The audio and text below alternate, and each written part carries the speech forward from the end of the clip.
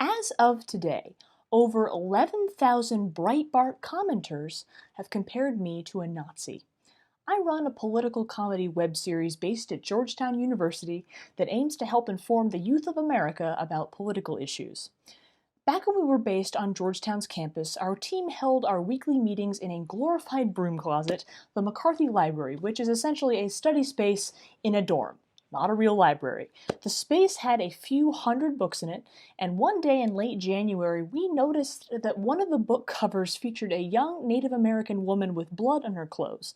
And upon further inspection, we realized that the hundreds of books on that shelf in that little dorm closet were pornographic dime novels from the mid-20th century. Many had completely naked women on them, often under the age of consent. Many of the books fetishized women of Asian and South American descent. We sent an email to the university, merely asking if they were aware the books were there. We did not make any demands, not that the books be contextualized, not that the books be removed. We simply asked if the university knew about them. And 8 hours after we sent an email to the university, every book in that library was gone. And after Georgetown's newspaper picked up the story, a far-right news source for university news, the College Fix, reported on it, and the story turned the head of none other than Breitbart.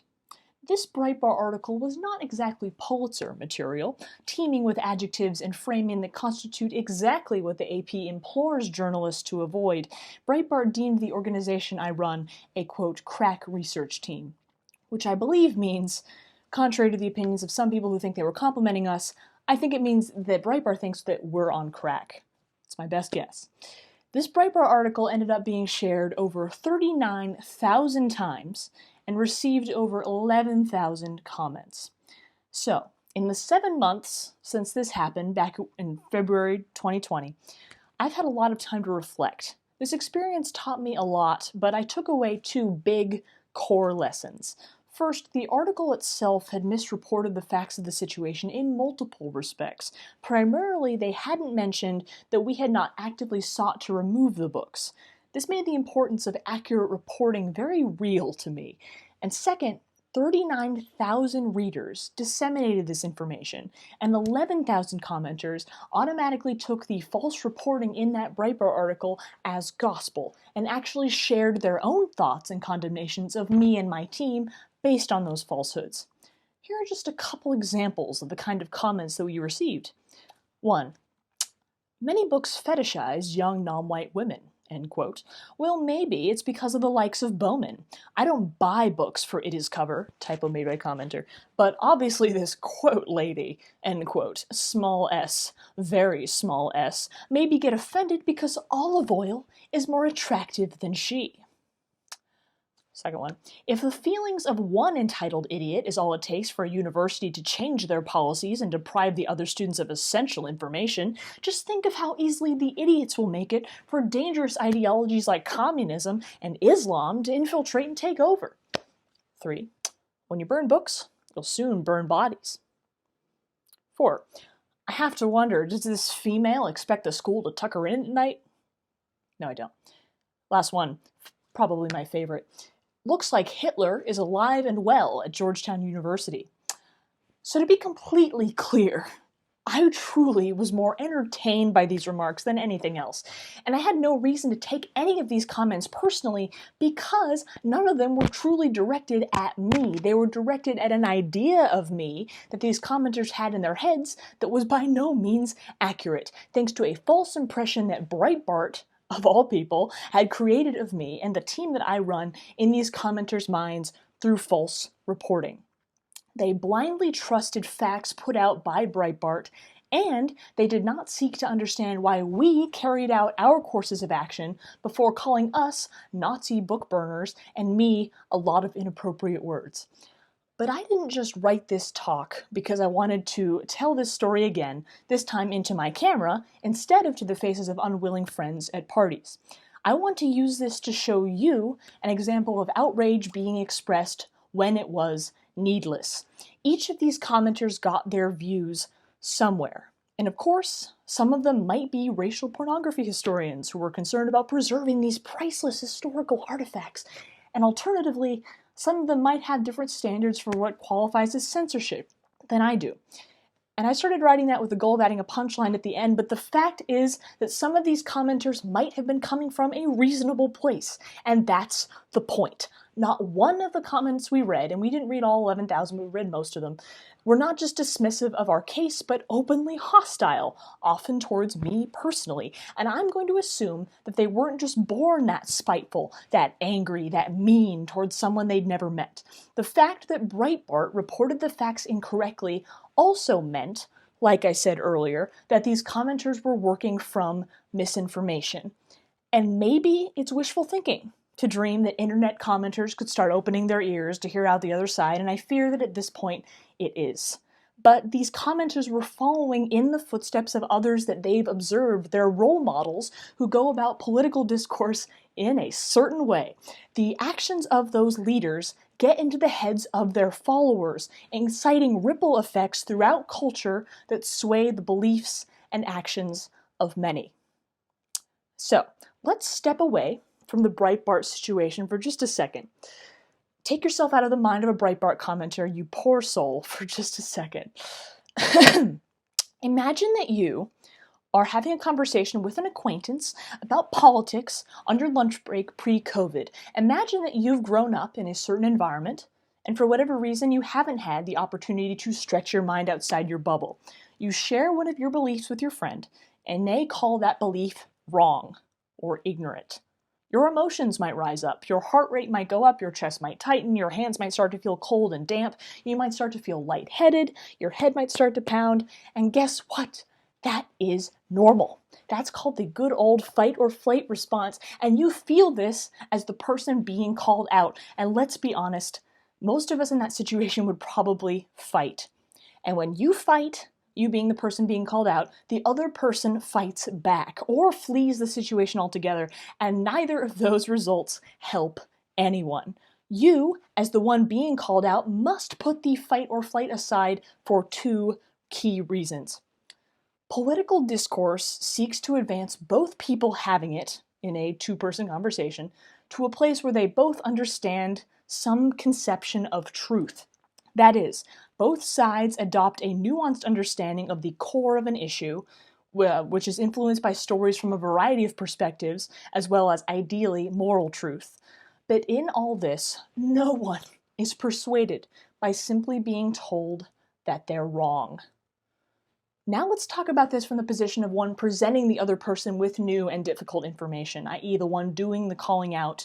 If you're trying to make the world more tolerant through speaking up and speaking out when you're having these conversations, you gotta make the other person feel heard. Not just heard, but also understood.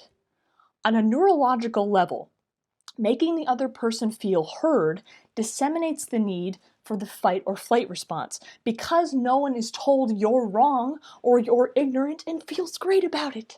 And when it's not just a conversation in a break room between two people, but instead a fight in a group chat with 1,000 people or on the internet for the whole planet to see, it's so much worse. The bottom line is this: we must assume ignorance rather than hatred.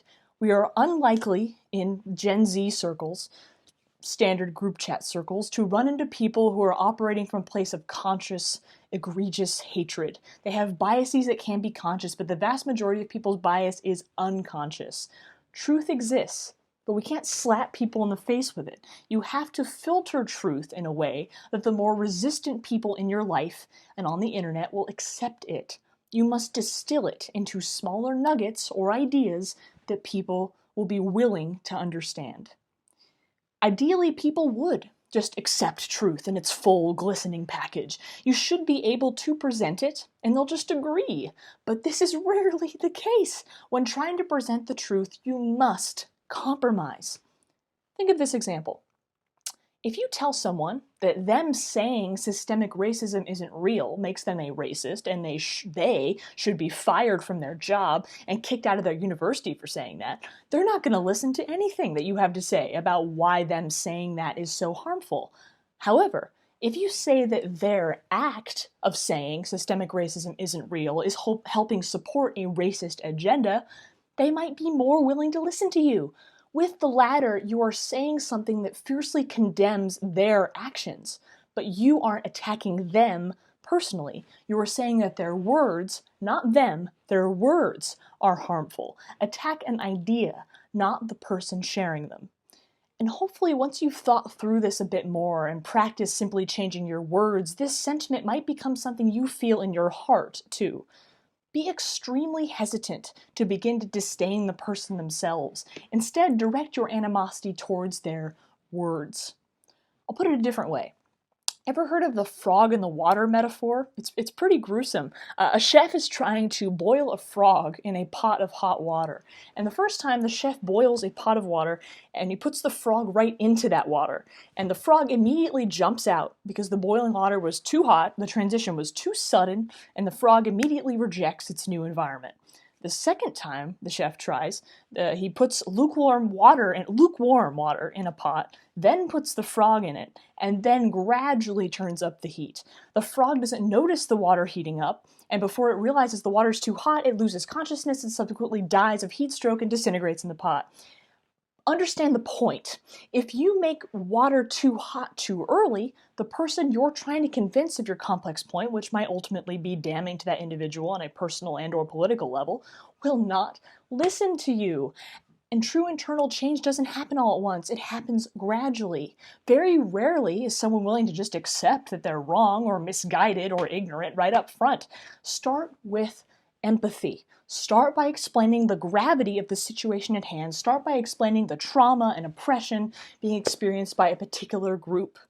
Help them empathize. And maybe they won't agree with you. Maybe you won't persuade them all the way to your side. But at least you provided them with an alternative point of view.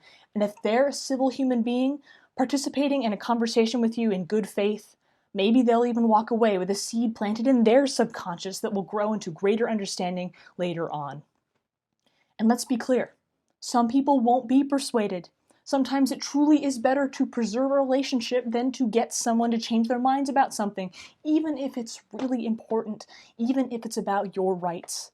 It's up to you to realize when it's actually worth it to go further in a conversation and potentially tarnish a family relationship.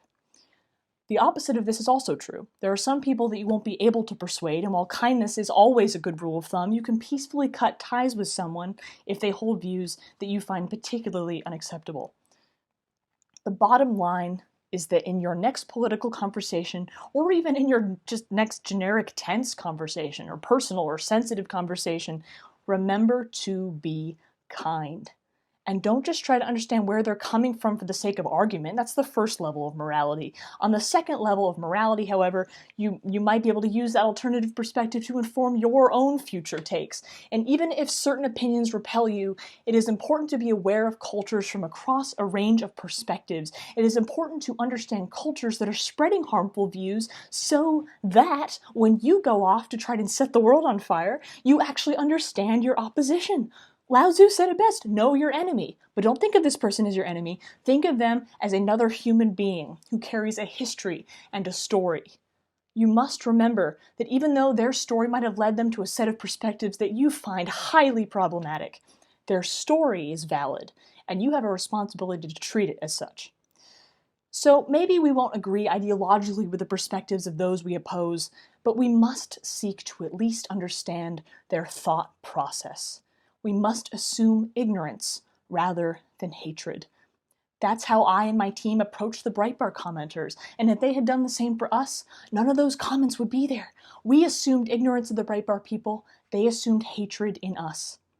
No one brings the opposition to their side through condemnations and pile-ons. This tactic frequently serves to embolden the other side and make them dig their feet into their own ground. However, showing both an unwillingness to be swayed in one's own beliefs as well as love to one's enemies can actually change the minds of the uninformed and ignorant. Changing our current culture to that in which peacemaking rather than conflict is the norm will begin on the smallest scale. It will begin when individuals choose in their hearts to turn the other cheek to hatred, condemning bigotry while seeking peace and demonstrating love to others. The more individuals do this within themselves, the faster the broader culture will change. Thank you very much.